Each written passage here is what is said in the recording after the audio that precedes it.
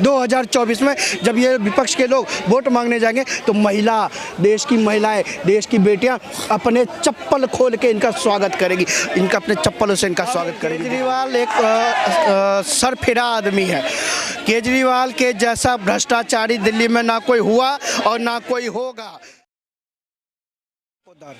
इस बार 24 में क्या लगता है किसकी सरकार बनने वाली है? क्योंकि गठबंधन बन रहे हैं, काफ़ी जितने भी गठबंधन की जितनी सरकारें हैं सारी एक साथ जुट हो गई है, तो क्या लगता है भाजपा दोबारा वापस आने वाली है या फिर गठबंधन जीतने वाला है? सारी सरकारें एक साथ एकजुट हुई है केवल अपने परिवार को बचाने के लिए, अपने अपने भ्रष्टाचार को छुपाने के लिए, अपनी सियासत को बचाने के लिए केवल। और मोदी जी को देश की जनता पसंद करती है, देश की जनता फिर से मोदी जी को चाहती है और फिर से देश की जनता चाहती है कि देश की गद्दी पर देश की सत्ता अगर कोई संभाले तो देश का चौकीदार संभाले। अच्छा, लेकिन काफ़ी बार मुद्दे सामने आते, चौकीदार चोर बताते हैं, राहुल गांधी बड़े बड़े मुद्दे थे। अभी आपने एक बयान सुना होगा जिसके अंदर राहुल गांधी ने पनौती बोला है नरेंद्र मोदी जी को, तो क्या क्या क्या कहना चाहिए? चौकीदार चोर है का जवाब दे दिया था देश की जनता ने 2019 में। पनौती उन्होंने कहा है, जनता बस 3 दिसंबर को जवाब देने ही वाली है।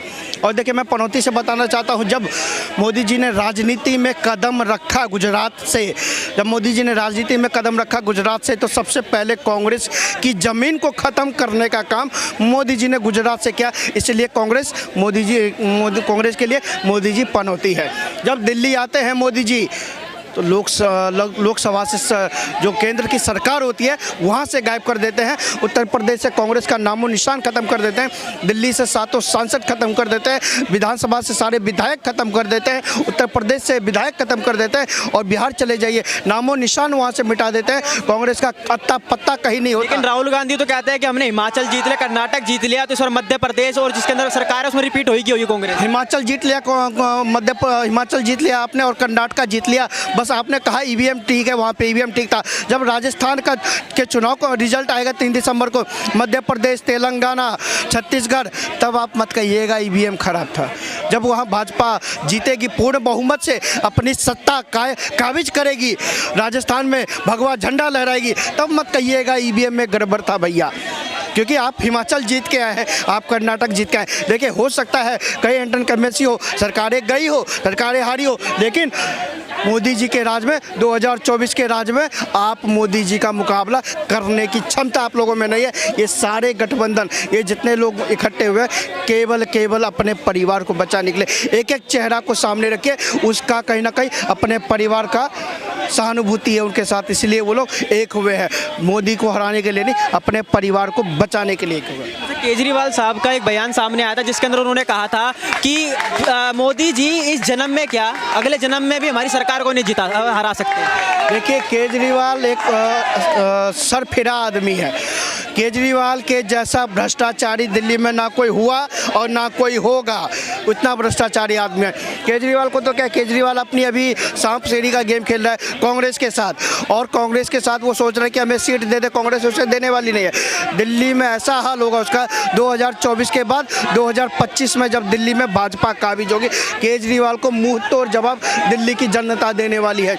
ईमानदारी का सपना दिखाया था रामलीला मैदान से, लाखों लोगों ने तिरंगा झंडा उठाया था हाथ में भ्रष्टाचार के खिलाफ। आज उसी भ्रष्टाचारियों की गोदी में जाके बैठा है आपका केजरीवाल।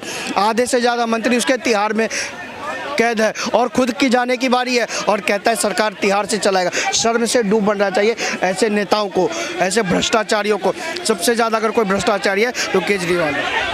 अच्छा, किन मुद्दों पे वोट होने वाले हैं 24 में, क्या लगता है सर? देखिए, मुद्दा क्या है? मुद्दा आज विकास ही विकास है। आज भारत की अर्थव्यवस्था पाँचवीं अर्थव्यवस्था है, भारत अब तीसरी अर्थव्यवस्था की बात कर रहा है। विकास की ही बात चल रही है हर जगह, चाहे किसी भी क्षेत्र में लीजिए, चाहे सड़कों का हाल लीजिए, चाहे मेडिकल कॉलेज का लीजिए, IIT का लीजिए, IIM का लीजिए, एम्स का लीजिए, हर क्षेत्र में विकास किया है। और भारत को अब विकासशील नहीं, विकसित देश बनाना है, मोदी जी का प्रण है। विपक्ष तो कहता है कि देश बेच दिया है।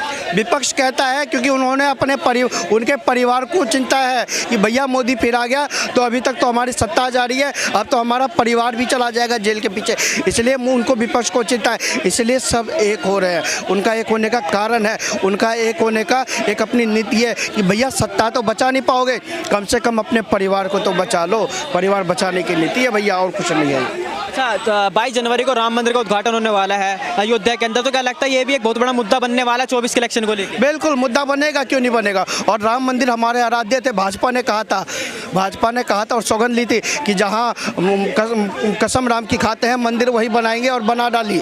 और 22 जनवरी को उन सब लोगों के मुंह के ऊपर तमाचा होगा जिन्होंने हमारे आराध्य राम को तंबू में रखने का काम किया था। आज हमारे आराध्य राम राजमहल में विराजमान होंगे, और हम सब उसकी प्रतीक्षा कर रहे हैं, उस क्षण का प्रतीक्षा कर रहे हैं, बेसब्री से इंतजार कर रहे हैं। विपक्ष तो ये कहता है कि सिर्फ हिंदू मुस्लिम की और ये राम मंदिर का एक मुद्दा है, इनके पास यही मुद्दा है 24 के अंदर इलेक्शन का मुद्दा यही है। आप हिंदू मुस्लिम करते हैं। 2014 के बाद कितने दंगे हुए आप ये नहीं पूछेंगे, और 2014 से पहले कितने दंगे होते थे। 2017 से पहले उत्तर प्रदेश में अखिलेश यादव की सरकार में कितने दंगे होते थे। वो था हिंदू मुस्लिम, चाहे दिल्ली हो, चाहे उत्तर प्रदेश हो, बंगाल हो, बिहार हो, कोई भी हो। आज जब भाजपा सत्ता में आई तो दंगे नहीं होते, हिंदू मुसलमान नहीं होता। हिंदू मुसलमान करने वाला स्टालिन का बेटा, जो इंडिया अलायंस के गठबंधन में जो हिंदुओं को डेंगू मलेरिया से कन्वर्ट करता है, और बिहार में बैठा नीतीश कुमार सदन के पटल पर महिलाओं के ऊपर अमर्यादित टिप्पणी करता है। इन लोगों को शर्म से डूब भरना चाहिए। 2024 में जब ये विपक्ष के लोग वोट मांगने जाएंगे तो देश की महिलाएं, देश की बेटियां अपने चप्पल खोल के इनका स्वागत करेगी, अपने चप्पलों से इनका स्वागत करेगी, देख लेना। अच्छा, उद्धव ठाकरे के बारे में क्या कहना है? ये भी गठबंधन के अंदर शामिल है? ये उद्धव ठाकरे तो दलाल आदमी है।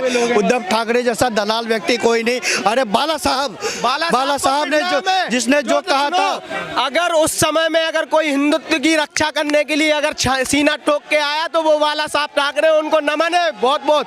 क्योंकि ये बीजेपी तो बाद में आई है, उसके सामने अगर उस समय में कोई था तो वही एक व्यक्ति था, कोर्ट में खड़े होकर कहता था सीना ठोक के, छाती ठोक के।